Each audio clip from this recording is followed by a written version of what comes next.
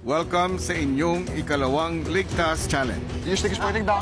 Wait, huwag ka na sumilip, okay? Kasi Huwag kayo mag-overthink. Go ulit. It's okay. Hindi eh. Taas mo, please. Eve housemates humarap na sa kanilang ikalawang ligtas challenge at makikita sa ilang clip ng video ang tensyon na nagaganap habang isinasagawa ng mga housemates ang kanilang task. Mapapansin na parang napipikon si Princess kay Lela dahil hindi nito maitaas ang kanilang stick and run challenge upang maitawid sa paroroonan. Makikitang nahihirapan ang mga housemates sa kanilang ikalawang ligtas challenge upang maging ligtas ngayong linggo sa kanilang nominasyon. Sino kaya ang magwawagi?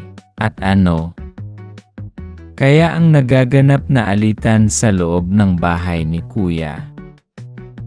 Eve housemates humarap na sa kanilang ikalawang ligtas challenge at makikita sa ilang clip ng video ang tensyon na nagaganap habang isinasagawa ng mga housemates ang kanilang task. Mapapansin na parang napipikon si Princess kay Lela dahil hindi nito maitaas ang kanilang stick and run challenge upang maitawid sa paroroonan. Makikitang nahihirapan ang mga housemates sa kanilang ikalawang ligtas challenge upang maging ligtas ngayong linggo sa kanilang nominasyon. Sino kaya ang magwawagi?